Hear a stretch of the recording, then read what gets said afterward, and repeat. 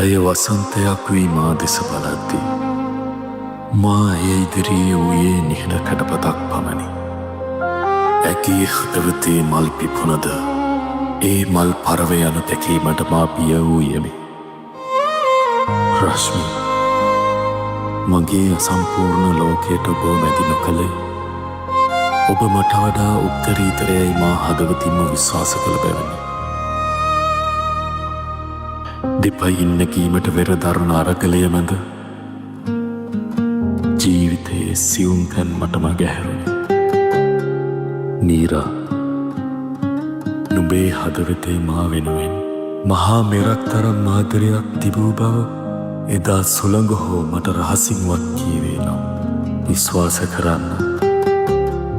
මේ මුළු විශ්වයම හරහා හෝ මා නුඹ සොයා එනු නියතයි. එහෙත් දෛවය මට ඒ වරම අහිමි කළේ. ප්‍රණීතී, නුඹ හාම්බයක් නොව දෛවය මට තිළින කළ මහා ප්‍රාතිහාර්යය. එහෙත් මා සෙව්වේ සොඳුරුතම ලෝකය නුඹව මව නොදුටුවෙමි. ඒ මා ඔබ වැනිම පෘථග්ජනයෙකු නිසාමය.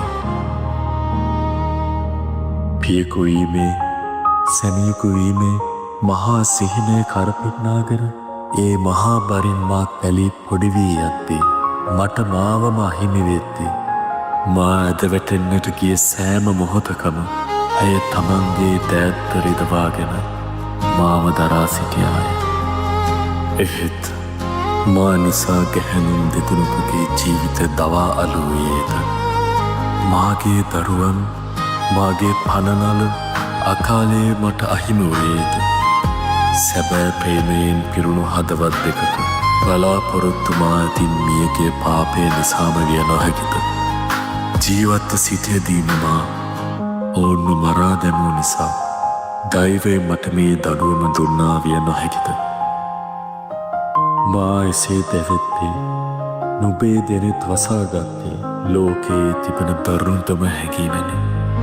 ඒ හැඟීම අප අතර තිබූ ශක්තිමත් බැඳීම් පවා විනාශයට රැගෙන ගියේ. අපේ සාර්ථකත්වය මතින් ගොඩනැගුණු මමත්වය අපි අපිව අහිමි කළේ. මම ජීවිතය අලුතෙන් නැවතත් පටන් ගන්නවය. මුළු ලෝකයක් ඉදිරියේ නුඹ කියද්දී නුඹේ අලුත් ලෝකයට පරණ වූ මා තවදුරටත් බාධාවක් වන්නට, නුඹව හිර කර තබන්නට මම කවුද? මේ විඳවීම මගේ දෛවයේ නියමයයි.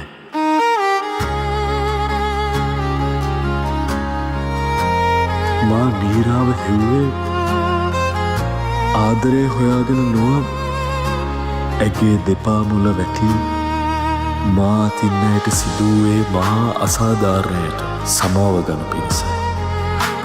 ඒ සමාව මගේ තුවාලවලට එකම ඔසුව වේයයි මා පැතුවෙමි. සදාකාලික පෙම් කතාවක් නොපවතින බව දැනතනත් පදා සිර කරගන්න නුඹවම හිතන එක මහ පුදුමයක්. මුදා ඇතහැර ගන්න බීමා සිතාගත් හැම වාරයක් වඩා පෙමකින් පැදිහි ඇත්තේ දැනෙන්න හැවෙන්නන බව. ඉතින් හෙළස ආදරය නොකර ඉන්නද? ආදරයෙන් නොකිය වූ පරිච්ඡේදය. නීරා දිවයින පුරා සිනමාහල්වලදී